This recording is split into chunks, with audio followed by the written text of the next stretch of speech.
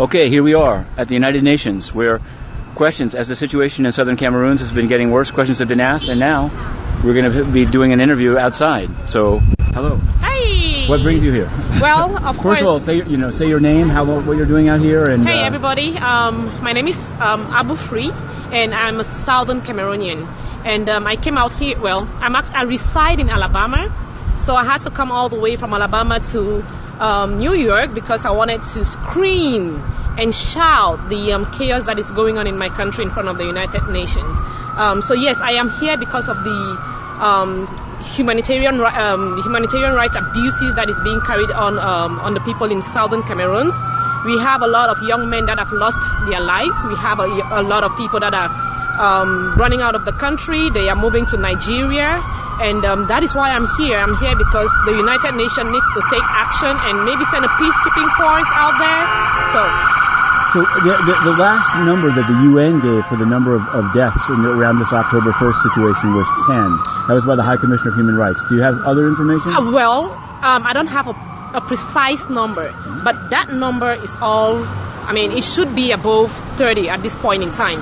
Just today, we did have some kind of information. Now I cannot confirm, but we do have an information that 36 bodies, dead young men, was found in a container. So at this point in time, we really do have more than 10 that are gone. There are several young men that have been buried without the knowledge of their parents or of their families. So these are some of the things that La Republic or the government of Cameroon is covering their tracks. What do you? The UN has issued some sort of vague statement saying there should be dialogue and get to the roots of the problem. What do you consider the roots of the problem? I did read that statement. Now, the UN is asking the same government that is committing crime against its own people to investigate. How is that going to work? You cannot ask a government that is committing crimes against its own people to investigate their own crimes. Of course, they are not going to do that. So the dialogue that they are asking for, I don't know what kind of dialogue they are asking for, but if there is a genuine dialogue that has to take place, the UN needs to sit on that table. An international organization or somebody needs to sit on that table and mediate that dialogue between Southern Cameroon and La Republic. Before we started this broadcast, you said that since you've been out here, some people came, I guess, from the Department of Political Affairs, but saying they came from the UN. What did they say when they came out? So when they came out, apparently they were probably coming to ask me to leave or something. I don't know, but it was a 5-man delegation. They were well dressed in suits. So they're in suits. So they're not probably security. No, there was one security, and they asked me what I'm doing here. So before I could even respond, one of them said, "Hey, you're from Cameroon?" I said, "Yes, but I'm actually from southern Cameroon." And he said, "Well, you don't have to be here, lady, because we are already discussing the issue of southern Cameroon and Cameroon." Mm-hmm. And I was like, "Well, it's okay. Go ahead and discuss it. I'm just here to reinforce you all and to make sure that you do things the right way." Did he say any more about how they're discussing it? Because only this morning I asked the British UK ambassador to the UN, Matthew Rycroft, if they're even going to ask for any kind of a closed-door meeting, any kind of a briefing in the Security Council. And it pretty much seems like the UK is not going to. He said anyone else can, but they monitor it, even now with the refugee flows. So what was your understanding that he left you with in terms of what the UN was actually doing about this? I know he had mentioned the Security Council, that they are discussing it. It's on their table in the Security Council. So that's all I got from him. All right. Yeah. Well, we'll have to find out. Absolutely. In Cameroon, the government crackdown on October 1st and since has now driven many people into Nigeria as refugees. I know before you'd said you're waiting to see if it's a threat to international peace and security. Given the refugee flow, does it change your calculus at all in terms of having a briefing or an AOB? We continue to look very, very carefully at what is going on in Cameroon and indeed in every other potential threat to international peace and security around the world. And any council member can call for a briefing on any issue if they so wish.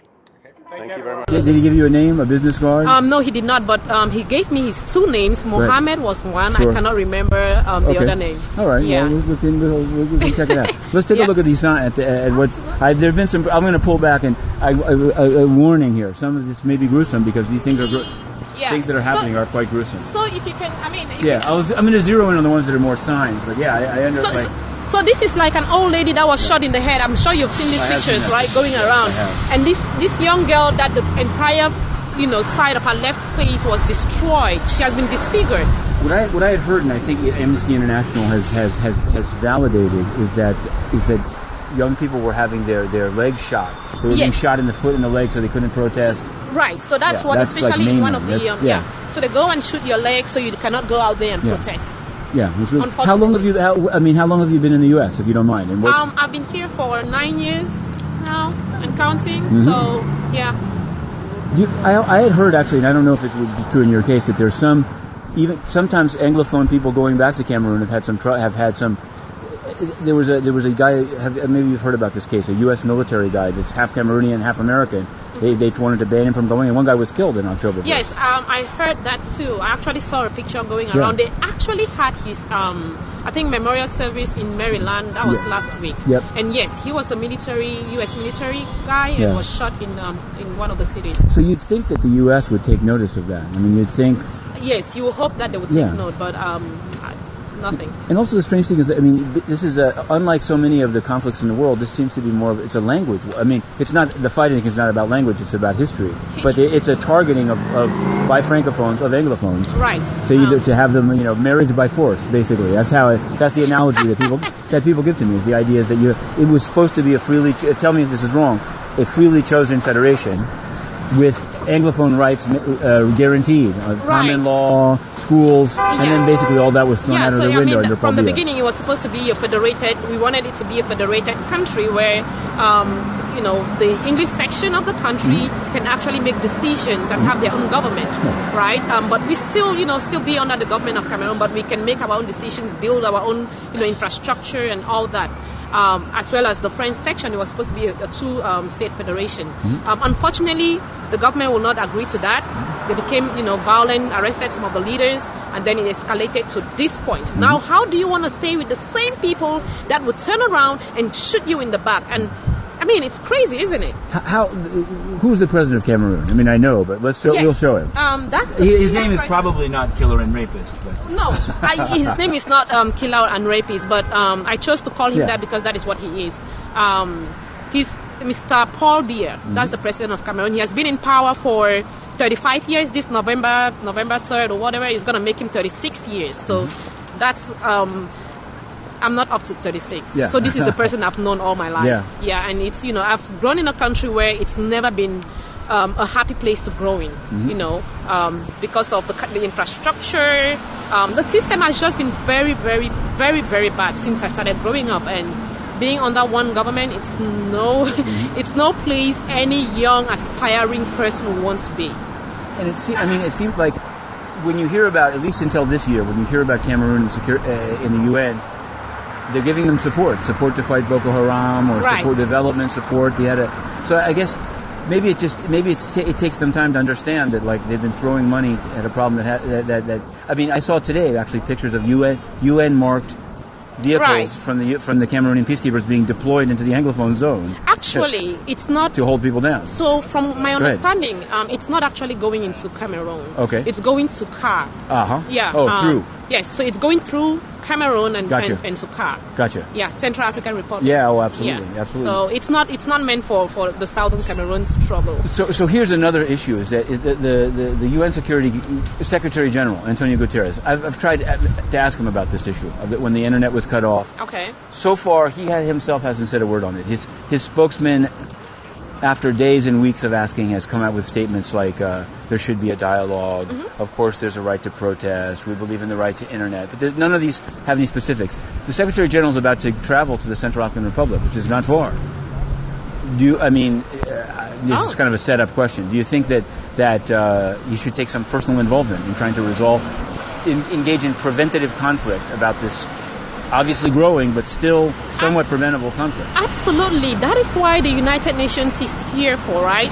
He's the leader of the United Nations. Today, I've not seen that yesterday, but I read that today. Yep. You don't need Kudo City Steakhouse, right? Right. And it clearly talks about world peace. This is it. That's it right here. And they have to be the ones upholding that. right? So the leadership within the United Nations, I mean, they need, if he's going to CAR, you said CAR, right? Yeah. If he's going to CAR, Absolutely. he needs to go into southern Cameroon and figure out what is going on there, and know that the people we are not just talking. You know, it seems as if it's all talk that we are doing out here. Well, from their lips to the 38th floor, because they're going to be spending a lot of resources trying to brand and make his trip to CAR look positive. But this is something he could actually accomplish. We hope so. You know, I'm glad you told me that. I'm going to definitely tweet about it. Me too. Okay. On that note, we'll end it this way. We'll end it with a stand up in front of with the UN in the backdrop. This has been the interview. We'll turn it this way. This has been the interview here. These broadcasts will continue. Absolutely. Okay. Thank you. 3 of them from New York and missing. Right, and they are. This is key. And Collins. Those are the 3. And let's hear that story. I can call it a teach-in. Southern Cameroon's teach-in. Anyway, we've covered it. We've published the letter. We've done the interviews. We've witnessed Abu Free contacting Michel Sasson and then Stéphane Dujarric. Let's see if Stéphane Dujarric complains where Michel Sasson doesn't. It wouldn't be surprising. Where is Antonio Guterres? We'll find out tomorrow. We'll be doing a stakeout at 1 p.m. His communicator will be moderating a press conference at 12:15. They've both been informed of the absurdity of their operation on so many fronts. And we'll see when we get back in through the metal detectors if there's been any response. Okay, this is going to be the last of this series, the U.S. mission. So a letter went today. We added a tag at a request of one of the organizers of the letter. 24 congresspeople wrote to Nikki Haley. These are serious congresspeople. Daniel Donovan, Elliot Engel. What could be more serious than Elliot Engel? Elliot Engel, Adriano Asperlat, they all wrote to Nikki Haley, the inhabitant, during the daytime of this building, the U.S. mission to the UN, asking her to do what the UK and France have refused to do, which is to have a simple meeting on the situation in southern Cameroons in the UN Security Council. Also, on the sidewalk this afternoon, Abu Free, noted activist, up from Alabama, approached Deputy Ambassador Michel Sasson, who took the time to listen. So, this is what happened. This is the news here from the U.S. mission to the UN. Now let's finally hear about those the signers or the non-signers of the letter. Who should have signed? So this is Sylvia Bell again from the Cameroon American Council. It's been a year of a lot of work. We thank our sponsors. We thank everybody. We're here to ask Ambassador Nikki Haley. See this beautiful building? It's paid for by my tax dollars, by your tax dollars, by the tax dollars of the Cameroonian diaspora. And Ambassador Nikki Haley is a federal employee, and we're letting her know that we're looking for a United States briefing right here in this beautiful building. And the Security Council. Right, which is right, and the Security Council as well. But you know, the United States, most powerful country in the world, we pay for that building too, like Donald Trump said. So, 3 members of the New York delegation did not sign the letter. And you know what? They said you did not reach out to them. They said the Cameroon American Council and our allies and our friends did not, put in enough time with them. We did not call enough. We did not email enough. We did not tweet enough. So, one, Congressman Faso, John Faso of Kingston, New York. He is in a really tough re-election. I'm going to need everybody who's out in Hudson Valley to go after Congressman Faso, John Faso, Republican. He said he does not want to anger President Trump. Really, Congressman Faso? Hudson Valley sounds like they're all up, jumping to the beat of Donald Trump. You want to follow what Congressman Collins is doing? Congressman Collins also refused to sign. Congressman Collins is up upstate New York, closer to Niagara Falls. We told Congressman Collins, hey, all around you, Congressman Dingus around you, out of Buffalo sign. You know we went to Buffalo. Those of you who were mean to me when I was in Buffalo. But here we are today. So the third person is Congressman Reed out of Ithaca. So all of our friends who go to Ithaca College, who go to Cornell, your congressman did not sign. Even though Ithaca has a company there called Ithaca Coffee that makes Oku tea and Oku coffee. They refused to sign. So these three Congress members, John Faso, Reed, and Collins, did not join 24 great New Yorkers asking Ambassador Nikki Haley to have a briefing, have a consultation like she did for Venezuela. And you know, for Venezuela, what she said was that, 40 people died, which is a lot of people. One is one too many. In Cameroon, over 1,000 have died, abducted, arrested, raped. So if we're going to go by those numbers, we should be getting like 8 consultations on the United States, the United Nations Security Council. Do you think that Secretary General Antonio Guterres should actually visit Cameroon? He's going to the CAR beginning later this month. He has a trip with a bunch of publicists to visit the mission in CAR. Should he stop by Cameroon and to actually put his personal imprint on things? You know, people may wonder, why is Cameroon important?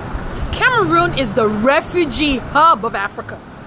We are not just the Africa in miniature, cultural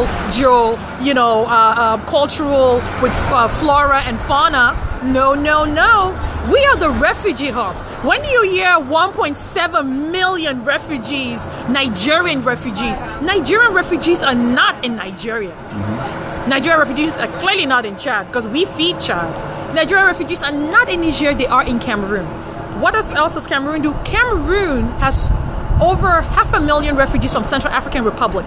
So not only do we anchor the most populous country on the continent, we have one of the biggest refugee hubs that looks after the 2 Congos. Secretary General, when you are out there, you need to go to the refugee hub. You've said that you want the neighbors to get refugees and to love refugees. Well, Cameroon's policy, I'm going to give that to the Cameroon government. The policy in Cameroon on refugees and the people on Cameroon are good to refugees, unlike South Africa. How are you doing? Hi. Sorry, because excuse me, you okay, right? I don't mind you recording me. This is a sensitive building, United, U.S. concert, so they don't want anyone to recording here. Would you mind doing that there? Yeah, but it's federal dollars pays for this. See, the Cameroon taxpayers. But the point is they not allow anyone here. That's why they put them. Yeah. So why? Is this not a federal building? Yeah. So my tax dollars pays for this. We're just recording a message. We sent a letter to the ambassador. So could you accord the street, or somewhere down there? Oh, okay. Yeah. So much for my tax dollars. Your tax Ambassador Nikki Haley. Now you have to get us more inside. than 24 congressmen. Maybe we're gonna go after your South Carolina people, huh? Yeah, I'm gonna look out. Yes, that's what we're gonna do. We are gonna go to South Carolina, and we're gonna ask the South Carolina delegation to send a letter. So this line here begins UN territory. Yeah, I think. So, yeah, that's fine. Yeah. We'll finish this off. Kind of amazing. I'm telling you, kind of amazing. Look, Cameroon taxpayers pay for this twice. We pay for this through our federal agency when we send money back home. Through our remittances, we also pay for it when we send money into taxpayers' buckets together with all our neighbors, and pay for the UN and pay for the U.S. ambassador office. So this is why we're calling on all our allies. There have been so many allies in this. So many folks from Nigeria who've supported, from Congo, from Libya, hey Mo, from Benin, hey Alan, Americans who've gone office to office. So many folks who've kept this alive. Matthew Lee, but we need more, right? As Cameroonians, we tend to be your nurses, your professors, your doctors. We take care of New York. We tend to have hair braiding shops. We drive taxi cabs. So we're great New Yorkers. But when we go home, we suffer. You don't want your doctor or nurse thinking about your son, your husband, your brother. You don't want that. I want... You mentioned Antonio Guterres used to be the head of UNHCR, the refugee agency. So I noticed when he met with Paul Biya recently, September 22nd, as people were being killed in Cameroon, his statement was entirely positive. He praised Paul Biya for taking in refugees, offered for fighting Boko Haram. There was no mention of the Anglophone issue or of any other problem within the country.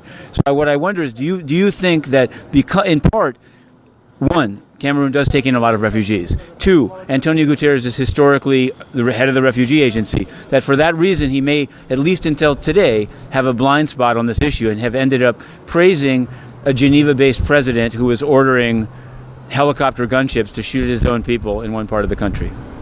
Not to make too pointed a question about it. Secretary General, I'm here to tell you that Cameroon may have great policy on refugee and great people on refugee, but what's going to happen with the Anglophone issue is that you may have some folks who go after those refugees. Take a look at South Africa. And there's xenophobia in South Africa. When you have a domestic problem that does not get addressed and corrected, what happens is that you go after the least of these. And the least of these, unfortunately, tend to be refugees. We do not want a situation where South Africa repeats itself in Cameroon. We got moved out. I just the update. You may have seen it. We were moved down. Oh, you saw that, yeah. The police came. Yeah. Oh, really? Yeah, but we'd let the police know that that's a taxpayer. That's it. On that note, we'll call it off. It's been real. It's a very mixed story. We have 24 Congress people writing to Nikki Haley. We can't necessarily blame her, but an inappropriate removal from the sidewalk in front of the mission. Exactly. But we'll see. The litmus test will be what she does on the letter in terms of a Security Council briefing, and whether Antonio Guterres, in his also taxpayer-funded trip to the Central African Republic, does anything on the issue of Cameroon. And on this note, from this place, we call it a quits. We're going to call it quits here in front of the U.S. mission. Signing off.